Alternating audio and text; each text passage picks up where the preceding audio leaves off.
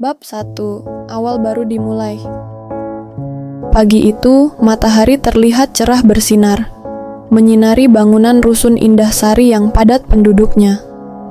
Burung-burung kecil pun ikut berkicau, menemani suasana indah pagi. Tampak seorang pemuda berusia sekitar 23 tahun, duduk sambil melamun dan meratapi nasibnya. Namanya Tono.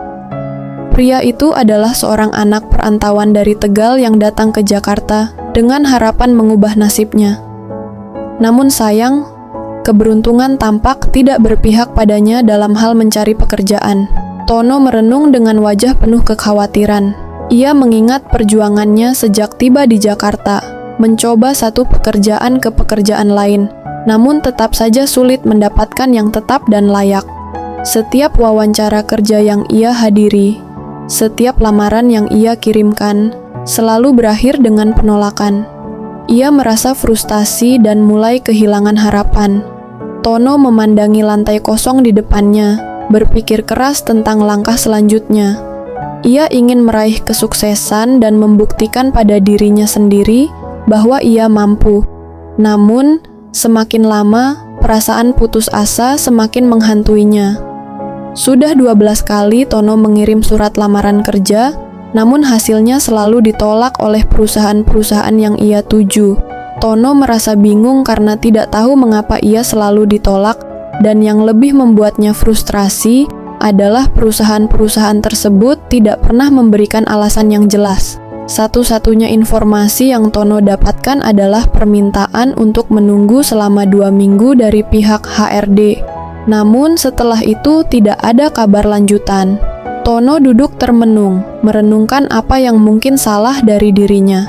Apakah ia kurang pengalaman? Atau mungkin ada kesalahan dalam cara ia menyusun surat lamaran? Ia merasa semakin terpuruk dengan setiap penolakan yang ia terima. Rasa percaya dirinya mulai pudar, dan ia merasa seperti berada di titik terendah dalam hidupnya. Tono mengambil nafas dalam-dalam, memutuskan untuk tidak menyerah. Ia tahu bahwa perjalanan menuju kesuksesan tidaklah mudah, namun ia siap menghadapi tantangan tersebut. Dengan semangat yang baru ditemukan, Tono kembali duduk di meja dan memulai lagi menulis surat lamaran berikutnya. Uang tabungan Tono sudah mulai menipis, dan terbersit pikiran untuk meminta bantuan keuangan kepada orang tuanya di kampung. Meskipun demikian, Tono merasa enggan untuk melakukannya. Ia telah berjanji kepada orang tuanya bahwa dengan merantau ke Jakarta, ia akan mampu meraih kesuksesan yang lebih besar daripada saudara kandungnya di kampung. Tono terus menggenggam teguh tekadnya. Setiap kali ia merasa lelah dan frustasi karena serangkaian penolakan yang ia hadapi, ia akan mengingat janjinya tersebut. Ia ingin membuktikan bahwa keputusan yang ia ambil untuk merantau bukanlah tanpa alasan. Ia ingin mengubah pandangan orang tuanya tentang dirinya dan membuktikan bahwa ia mampu mencapai sesuatu yang lebih baik di kota besar ini. Untungnya, tempat tinggal Tono tidak terlalu jauh dari rumah Pak Kardi, saudaranya. Sehingga Tono bisa meminjam uang dan mendapatkan makanan gratis dari Pak Kardi. Meskipun terdengar membantu, namun situasi ini membawa beberapa masalah, terutama dengan anak bungsu Pak Kardi yang tidak menyukai kehadiran Tono di rumah mereka. Pak Kardi sendiri memiliki 2 orang anak perempuan. Si sulung bernama Sarah dan si bungsu bernama Mila. Tono menyadari perbedaan sikap yang mencolok antara kedua saudari tersebut. Sarah dikenal sebagai anak yang ramah dan baik hati. Sikapnya yang penuh pengertian membuat Tono merasa diterima dan nyaman di rumah Pak Kardi. Namun, kenyataannya tidak sama dengan Mila. Tono merasa bahwa sikap Mila cenderung tidak bersahabat, bahkan terkadang terasa seperti ada perasaan tidak suka atau iri terhadap kehadirannya. Tono merasa perlu untuk tetap menghormati dan menghargai situasi rumah tangga Pak Kardi. Ia berusaha untuk tidak menimbulkan masalah atau ketidaknyamanan lebih lanjut, terutama terkait dengan Mila. Meskipun Tono merasa bahwa perbedaan perlakuan ini kurang adil, namun ia juga mengerti bahwa setiap individu memiliki karakter dan emosi yang berbeda. Tono tetap bersyukur atas bantuan yang diberikan oleh Pak Kardi dan keluarganya.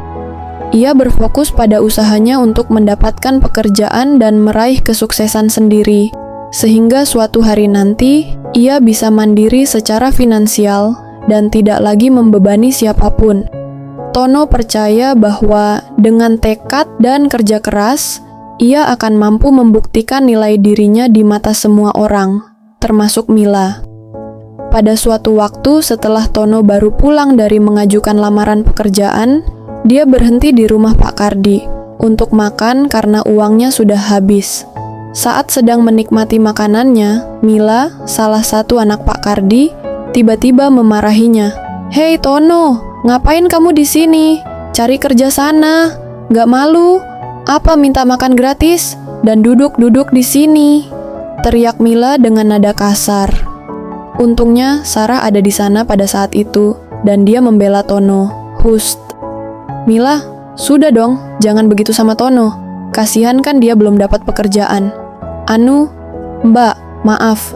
Aku sedang berusaha mencari pekerjaan, tapi dari 12 lamaran yang aku kirim, belum ada yang memberi tanggapan sampai saat ini," jawab Tono dengan gugupnya. "Oke, baiklah.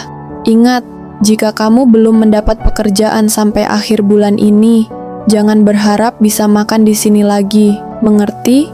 ujar Mila dengan nada yang meninggi. "Iya, aku mengerti, Mbak," Tono menjawab sambil menunduk. Sejak insiden itu, Tono tidak lagi makan di rumah Pak Kardi.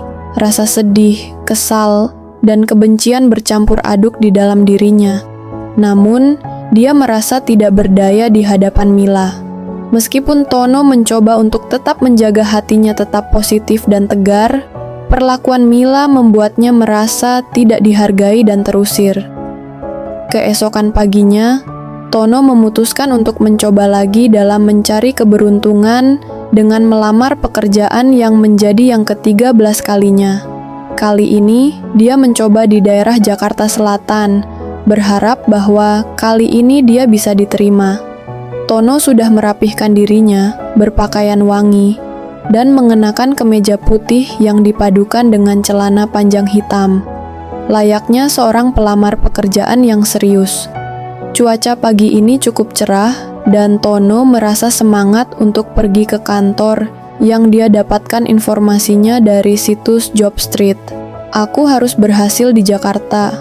Aku akan membuktikan pada keluargaku bahwa di sini aku bisa meraih kesuksesan dan mendapatkan penghasilan yang cukup," gumam Tono, mencoba meyakinkan dirinya sendiri dengan penuh tekad.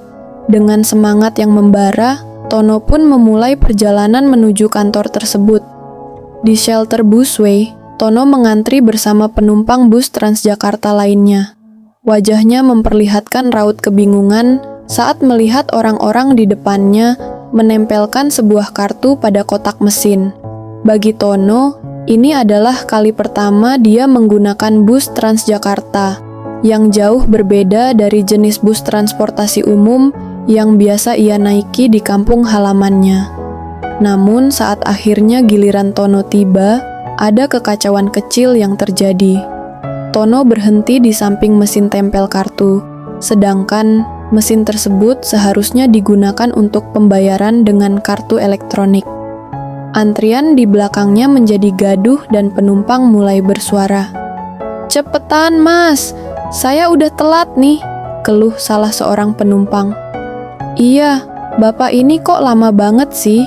Ada apa sih?" tambah yang lainnya. Situasi semakin gaduh hingga petugas Transjakarta mendekati Tono yang terlihat kebingungan. "Maaf mas, coba cepat masuk, penumpang di belakang mas udah menunggu."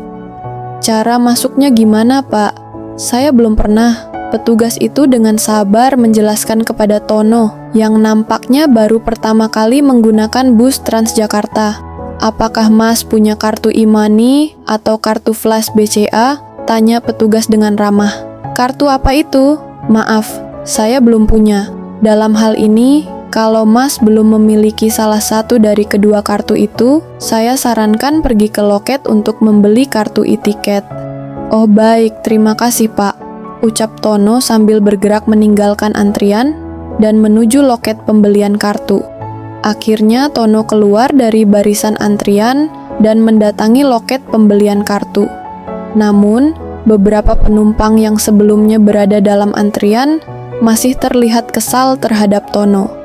Pasalnya, karena kebingungan Tono, mereka menjadi ketinggalan naik bus Transjakarta dan harus menunggu bus berikutnya. Dasar deso. Tono hanya terdiam dan menunduk mendengar sebutan deso yang diarahkan padanya. Meskipun dia tidak mengerti maksudnya, tatapan muram dan komentar tersebut membuatnya merasa tidak nyaman. Setelah mendapatkan kartu e-tiket dari loket, Tono berjalan menjauh sambil membatin. Aku harus belajar lebih banyak lagi mengenai cara beradaptasi di Jakarta. Beberapa jam kemudian, akhirnya Tono tiba di daerah Pasar Minggu, di alamat kantor yang dia dapatkan dari website lowongan kerja. Kantor tersebut memiliki reputasi yang cukup terkenal dan bergengsi, yang membuat Tono semakin bersemangat. Sebelum memasuki kantor, Tono pergi ke toilet untuk merapihkan kemejanya dan menyemprotkan parfum kesayangannya. Dia ingin tetap terlihat rapi dan harum saat berada di dalam kantor nanti. Tiba-tiba, saat Tono sedang merapihkan rambutnya, matanya tak sengaja terpaku pada suatu benda di sudut toilet. Benda itu mirip dengan kotak parfum. Rasa penasaran membuncah, membuatnya meraih kotak parfum tersebut dan membuka isinya. Di dalamnya, ia menemukan selembar kertas kecil yang terlipat rapi. Di atasnya terdapat tulisan, "Dengan parfum ajaib ini, kamu bisa menjadi orang lain yang kamu inginkan. Caranya, hanya menyemprotkan parfum ini ke orang yang kamu inginkan menjadi target. Maka orang yang akan menjadi target kamu, tubuhnya akan menjadi sebuah kostum manusia yang bisa kamu pakai. Kelebihan parfum ini, kamu bisa berpikir seperti korban dan ingatannya bisa kamu gunakan. Jadi kamu bisa hidup seperti orang tersebut. Jika kamu ingin melepas kostum tubuh korban, cukup semprot parfum ini lagi ke kostum yang kamu gunakan. Untuk mengembalikan korban ke keadaan semula, cukup semprot parfum ini sebanyak 2 kali. Maka korban akan kembali ke keadaan semula dalam waktu 5 menit. Tono merasa amat kaget saat membaca isi kertas kecil tersebut. Baginya, hal itu di luar akal manusia dan sangat aneh. Tono merasa ini seperti cerita dongeng atau fiksi belaka. Namun pada akhirnya, Tono tetap memasukkan parfum ajaib tersebut ke dalam tas miliknya, karena kebetulan parfum milik Tono sudah hampir habis. Setelah itu, dia bergegas keluar dari toilet dan menuju ke kantor yang menjadi tujuannya.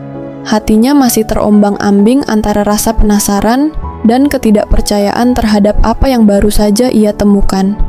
Setelah memastikan penampilannya, Tono mengambil napas dalam-dalam dan berjalan menuju pintu masuk kantor dengan langkah mantap. Kali ini, dia benar-benar berharap bahwa usahanya akan membuahkan hasil dan dia bisa mendapatkan pekerjaan yang dia idam-idamkan.